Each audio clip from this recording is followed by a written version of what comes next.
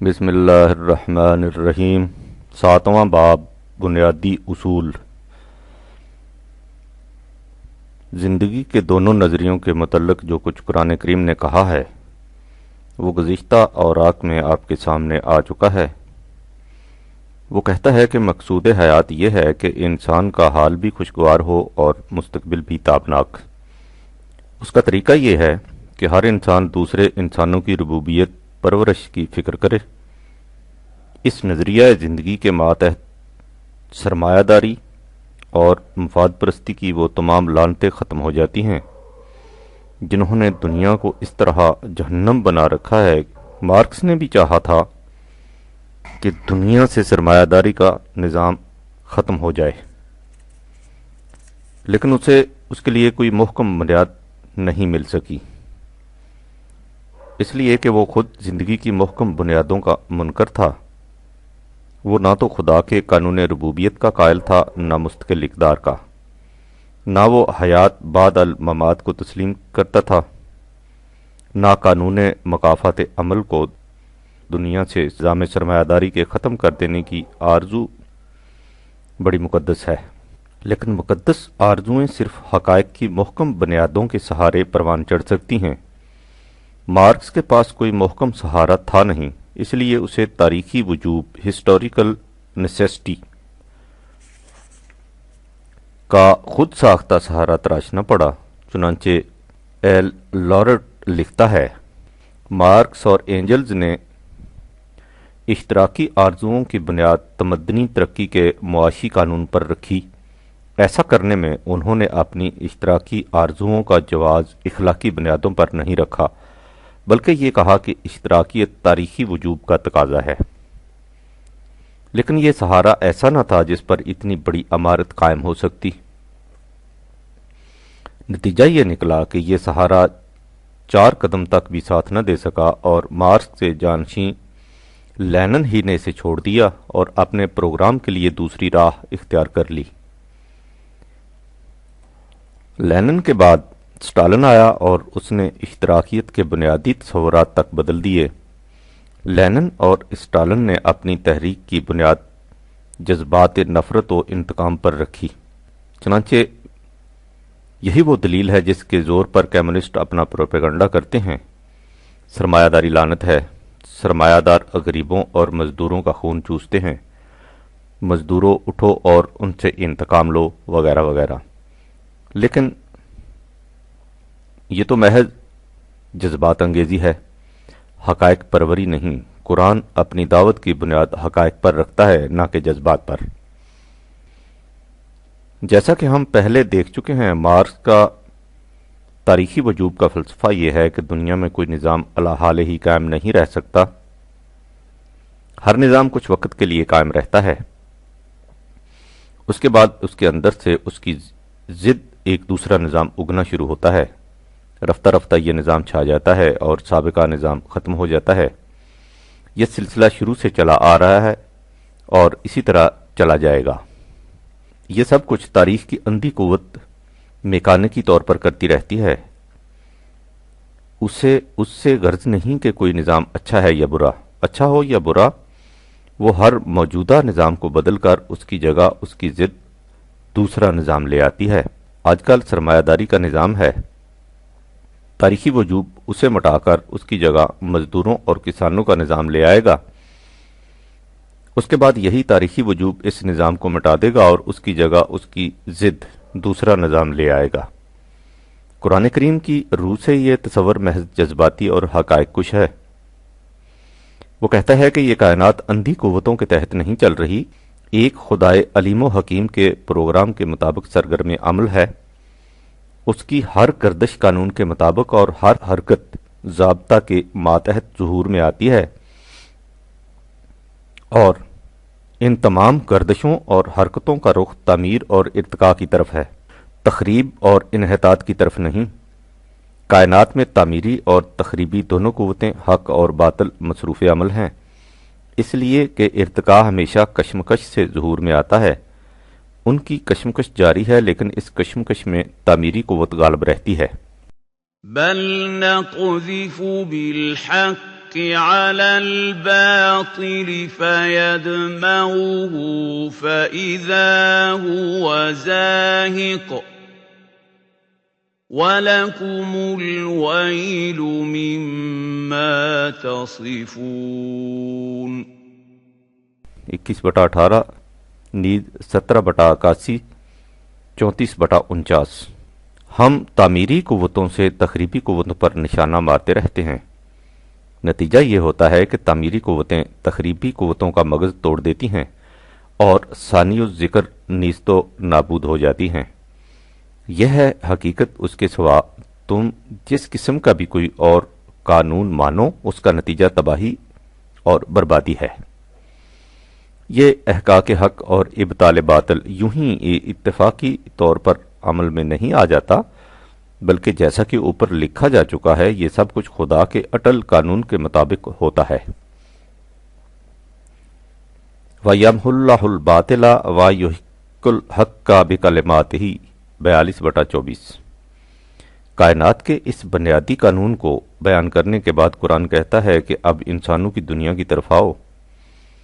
اس میں تم دو قسم کے نظریے دیکھو گے، ایک یہ کہ ہر فرد صرف اپنے ذاتی مفاد کے تحفظ میں سرگرداں و پریشان ہے، یہ تخریبی نظریہ ہے، اس لیے اس کے لیے بقا نہیں۔ اس کے برعکس دوسرا نظریہ یہ ہے کہ انسان تمام نوع انسانی کی بہبود و منافعات کے لیے کوشاں رہے۔ یہ نظریہ کائنات کے قانون ربوبیت کے مطابق ہے، اس لیے حق ہے، اس نظریہ کے لیے بقا ہے۔ دیکھیے قرآن کریم نے اس حقیقت ثابتہ کو کیسے نکھرے اور ابھرے ہوئے انداز سے بیان کیا ہے۔ وہ کہتا ہے آؤ تمہیں یہ حقیقت مجردہ ایک محسوس مثال کے ذریعے سمجھائیں۔ تم دیکھتے ہو کہ جب مینہ برستا ہے تو ادھر ادھر کا خس و خاشاک پانی کی سطح پر آ جاتا ہے، حیات بخش پانی تو زمین میں جذب ہو جاتا ہے اور خس و خاشاک سیلاب کے ساتھ بہہ جاتے ہیں۔ انزل من السماء ماء فسالت أودية بقدرها فاحتمل السيل زبدا رابيا 13/17 یہی حق کو باطل کی مثال سمجھو، میل کچیل کی جھاگ جو کسی کام کی نہیں ہوتی رائیگاں چلی جاتی ہے۔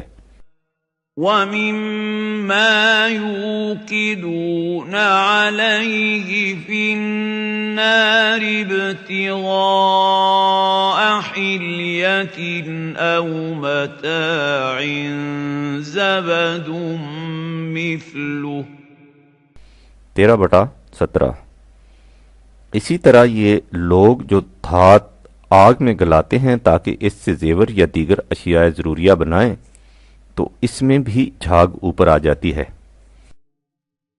كَذَلِكَ يَضْرِبُ اللَّهُ الْحَقَّ وَالْبَاطِلَ فَأَمَّا الزَّبَدُ فَيَذْهَبُ جُفَاءً 13/17 اللہ اس طرح حق کو باطل سے ٹکراتا رہتا ہے، سو جیسا کہ ان مثالوں میں بتایا گیا ہے کھوٹ جھاگ ضائع ہو جاتی ہے۔ وَأَمَّا مَا يَنفَعُ النَّاسَ فَيَمْكُثُ فِي الْأَرْضِ 13/17 اور جس چیز نظام یا نظریہ یا تصور میں نوع انسانی کی منافعت ہوتی ہے وہ دنیا میں باقی رہ جاتی ہے۔ یہ انسان کی معاشی اور معاشرتی دنیا میں فنا اور بقا کا اصول، یعنی جو چیز نظام یا نظریہ انفرادی یا گروہ بندانہ مفاد پر مبنی ہوتی ہے مٹ جاتی ہے، اور جس نظام کا مطمع نگاہ نوع انسانی کی منافعت ہوتا ہے باقی رہ جاتا ہے۔ یہ ہے وہ اصول کلی جس کے ماتحت یہاں کا کاروبار چلتا ہے۔ باقی وہ رہ سکتا ہے جو انفرادی مفاد خویش کے بجائے کلی مفاد انسانیت کا حامل ہو۔ یہاں ہر شے تغیر پذیر ہے بجز اس قانون ربوبیت کے جو زندگی کی فراوانیوں اور خوشحالیوں کا ضامن ہے۔ کلو من علیہ فان و یبقا وجہ ربک ذو الجلال والاکرام 55/26-27 نیز 28/88۔ دنیا کے فکر کا سب سے اہم مسئلہ خیر و شر، گڈ اینڈ ایول کا مسئلہ ہے۔ یہ وہ مسئلہ ہے جسے انسانی فکر آج تک حل نہیں کر سکا۔ خیر کسے کہتے ہیں اور شر کیا ہے؟ جب سے انسان نے سوچنا شروع کیا ہے، اس سوال نے اسے طلسم پیچ و تاب بنائے رکھا ہے۔ قرآن کا اسلوب یہ نہیں کہ وہ اس قسم کے فلسفیانہ مسائل سے نظری طور پر بحث کرے، وہ زندگی کے حقائق سے بحث کرتا ہے اور ان مسائل میں اسی حد تک دلچسپی لیتا ہے جس حد تک ان کا تعلق انسانی زندگی اور ان کے متعلقات سے ہے۔ چنانچہ وہ اس مسئلہ کے نظری پہلو سے تو بحث نہیں کرتا، لیکن اس کے عملی پہلو کو نہایت آسانی سے حل کر دیتا ہے۔ وہ کہتا ہے کہ انسان کو جو کچھ بطور عطیہ خداوندی ملتا ہے، یعنی اس کی استعداد اور تمام وسائل پیداوار، اسے نوع انسانی کی ربوبیت کے لیے عام کر دینا خیر ہے، اور اس کے برعکس اسے ذاتی مفاد کے لیے روک لینا شر۔ وَلَا يَحْسَبَنَّ الَّذِينَ يَبْخَلُونَ بِمَا آتَاهُمُ اللَّهُ مِنْ فَضْلِهِ هُوَ خَيْرًا لَهُمْ بَلْ هُوَ شَرٌّ لَهُمْ۔ 3/180۔ جو لوگ عطائے خداوندی کو اپنے ذاتی مفاد کے لیے روک رکھتے ہیں، وہ یہ نہ سمجھ لیں کہ یہ روش ان کے لیے خیر کی روش ہے، نہیں، یہ شر کی روش ہے۔ یہ ہے مسئلہ خیر و شر کا حل، اور یہ ہے انسانی سعی و کاوش کو پرکھنے کا معیار۔ آج ہیکسلے بھی خیر و شر کی یہی تعریف کرتا ہے جب وہ کہتا ہے کہ خیر وہ ہے جس سے وحدت انسانیت پیدا ہوتی ہے، اور شر وہ ہے جس سے افراد الگ الگ ہو جاتے ہیں۔ آج ہر طرف سے یہ سوال پوچھا جاتا ہے کہ اسلام کی تعلیم کیا ہے، اس تعلیم کا ماحصل کیا ہے، اس پر عمل کرنے کا نتیجہ کیا ہوگا۔ یہ سوال ہر طرف سے اٹھتا ہے، لیکن جو کچھ اس کے جواب میں کہا جاتا ہے اس کا نتیجہ اس کے سوا کچھ نہیں ہوتا کہ کثرت تعبیر سے خواب اور بھی پریشان ہو جاتا ہے۔ یہ سوال نیا نہیں، یہ اس وقت بھی اٹھا تھا جب قرآن پہلے دنیا کے سامنے آیا۔ جو لوگ قرآن کی دعوت پیش کرتے تھے ان سے پوچھا جاتا تھا کہ اس کی تعلیم کیا ہے اور اس تعلیم کا نتیجہ کیا ہوگا۔ قرآن نے اس سوال اور اس کے جواب کو اپنے آغوش میں محفوظ کر لیا ہے۔ سورہ نحل میں ہے، وَقِيلَ لِلَّذِينَ اتَّقَوْا مَاذَا أَنزَلَ رَبُّكُمْ 16/30۔ جن لوگوں نے قرآن سے رشتہ جوڑ لیا ہے ان سے پوچھا جاتا ہے کہ تمہارے رب نے کیا نازل کیا ہے۔ یہ تھا سوال، اور اس کا جواب صرف ایک لفظ میں، قالوا خیرن 16/30۔ وہ کہتے ہیں کہ ہمارے رب نے خیر نازل کیا ہے۔ جواب ہے کہ خدا نے خیر نازل کیا ہے، اور خیر کے معنی ہر قسم کی خوشگواریاں ہیں، اس طبعی زندگی میں بھی اور اس کے بعد آنے والی زندگی میں بھی۔ جس آیت کا پہلا حصہ اوپر درج کیا گیا ہے وہ پوری آیت یوں ہے، وَقِيلَ لِلَّذِينَ اتَّقَوْا مَاذَا أَنزَلَ رَبُّكُمْ قَالُوا خَيْرًا لِلَّذِينَ أَحْسَنُوا فِي هَذِهِ الدُّنْيَا حَسَنَةٌ وَلَدَارُ الْآخِرَةِ خَيْرٌ وَلَنِعْمَ دَارُ الْمُتَّقِينَ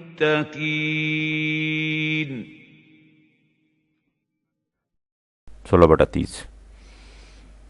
جن لوگوں نے قرآن سے رشتہ جوڑ لیا ہے ان سے پوچھا جاتا ہے کہ تمہارے رب نے کیا نازل کیا ہے۔ وہ کہتے ہیں کہ ہمارے رب نے خیر نازل کیا ہے، یعنی جو لوگ اس کے متوازن پروگرام پر عمل کریں گے ان کا حال بھی خوشگوار رہے گا اور مستقبل بھی بہتر۔ اس پروگرام پر عمل کرنے والوں کی زندگی کس قدر عمدہ ہوگی، اس تمام تفصیل کو اگلی آیت کے ان 4 لفظوں میں سمیٹ کر رکھ دیا گیا جہاں فرمایا کہ لہم فیہا ما یشاؤون 16/32۔ وہ جو چاہیں گے انہیں ملے گا، ان کی ہر آرزو پوری ہوگی۔ یہ ہے خیر کا مفہوم جس کی طرف دعوت دینے کے لیے امت مسلمہ کو پیدا کیا گیا تھا۔ وَلْتَكُن مِّنكُمْ أُمَّةٌ يَدْعُونَ إِلَى الْخَيْرِ 3/104۔ اور جس سے روکنے والوں کو جہنمی بتایا گیا ہے، منائل للخیر 50/25۔ یہ ہے قرآن تعلیم کا ماحصل، فی ہذہ الدنیا حسنۃ ولا دار الآخرۃ خیر، حال بھی خوشگوار اور مستقبل بھی خوشگوار۔ اس پروگرام پر عمل کرنے والے حقیقی مومن ہیں، اولئک ھم المؤمنون حقا، اور انہی کے لیے بلند درجات، تباہی اور بربادی سے حفاظت اور عزت کی روزی ہے۔ لہم درجات عند ربہم و مغفرۃ و رزق کریم 8/4۔ یہی قرآن کی تعلیم ہے اور یہی تعلیم ہر رسول کے ذریعے بھیجی گئی تھی۔ چنانچہ قرآن کریم میں حضرت نوح کے متعلق ہے کہ انہوں نے اپنی قوم سے کہا کہ اگر تم میرے پروگرام پر عمل کرو گے تو اللہ تمہارے لیے سامان پرورش کی فراوانی کرے گا، تمہاری کھیتیاں سیراب ہوں گی۔ یرسل السماء علیکم مدرارا 71/11۔ تمہارے مال اور اولاد میں کشائش ہوگی۔ وَيُمْدِدْكُمْ بِأَمْوَالٍ وَبَنِينَ 71/12۔ اور تمہیں پھلوں سے لدے ہوئے باغات اور انہیں سدا بہار رکھنے کے انہار عطا کرے گا۔ وَيَجْعَلْ لَكُمْ جَنَّاتٍ وَيَجْعَلْ لَكُمْ أَنْهَارًا 71/12۔ یہی کچھ حضرت موسیٰ علیہ السلام اور حضرت عیسیٰ علیہ السلام سے کہا گیا۔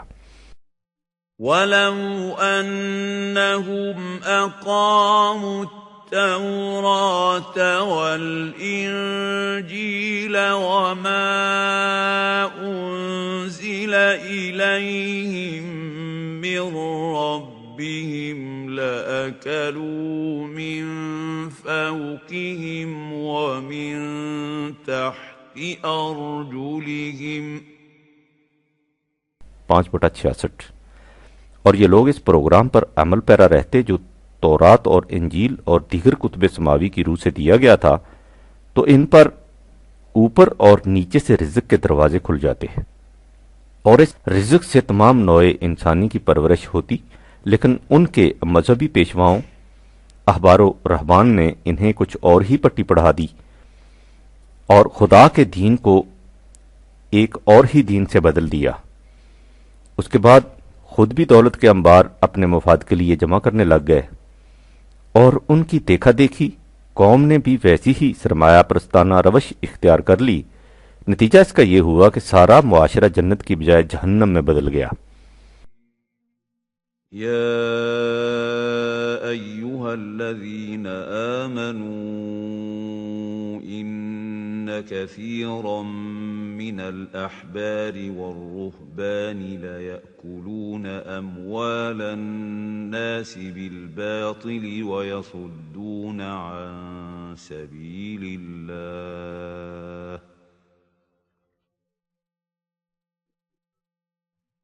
والذين يكنزون الذهب والفضة ولا ينفقونها في سبيل الله فبشرهم بعذاب أليم يوم يحمى عليها في نار جهنم فتكوى بها جباههم وجنوبهم وظهورهم هذا ما كنزتم لأنفسكم هذا ما كنزتم لأنفسكم فذوقوا ما كنتم تكنزون 9/34-35۔ اے ایمان والو، اس حقیقت سے آگاہ رہو کہ پیر اور مولوی، علماء اور مشائخ لوگوں کا مال محض تخریبی نتائج کے لیے مفت میں کھا جاتے ہیں اور لوگوں کو خدا کی طرف لے جانے والے راستے میں روک بن کر کھڑے ہو جاتے ہیں۔ یاد رکھو جو لوگ سونے اور چاندی کے ڈھیر جمع کرتے رہتے ہیں اور انہیں نوع انسانی کی فلاح و بہبود کے لیے صرف نہیں کرتے تو انہیں الم انگیز سزا سے آگاہ کر دو جب اس مال کو جہنم کی آگ میں تپایا جائے گا اور پھر اس کے ساتھ ان کی پیشانی، پہلوؤں اور پشت کو داغا جائے گا، اور ان سے کہا جائے گا کہ یہ ہے وہ مال جو تم نے نوع انسانی کی ربوبیت کے لیے کھلا رکھنے کے بجائے اپنے ذاتی مفاد کے لیے جمع کر رکھا تھا، سو آج اس کا مزہ چکھو جو تم نے جمع کر رکھا تھا۔ تصریحات بالا سے یہ حقیقت ہمارے سامنے آ گئی کہ قرآن ایک محکم اور بنیادی اصول بیان کرتا ہے، وہ یہ ہے کہ ما ینفع الناس فیمکث فی الارض 13/17۔ یہ ہے وہ محور جس کے گرد قرآن کی ساری تعلیم گردش کرتی ہے۔ قرآن کہتا ہے کہ تمام نوع انسانی ایک امت، ایک قوم، ایک جماعت ہے، لیکن انفرادی مفاد پرستیوں نے اس کے ٹکڑے ٹکڑے کر ڈالے ہیں۔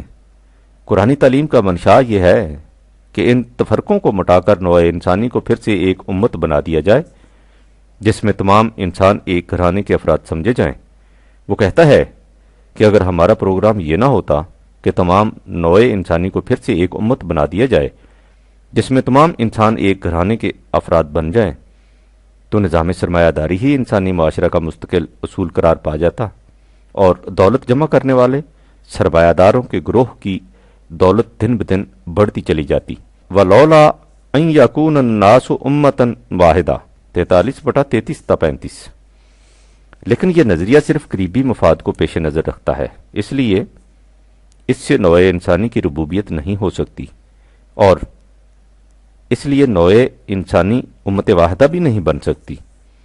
ذالک لما متاع الحیات الدنیا والآخرۃ عند ربک للمتقین 43/36۔ لہذا ہمارا قانون یہی ہے کہ بقا اسی نظام کو ہوگی جس میں تمام نوع انسانی کی منفعت مقصود ہو۔ یہی اصول محکم ہے۔ شکریہ۔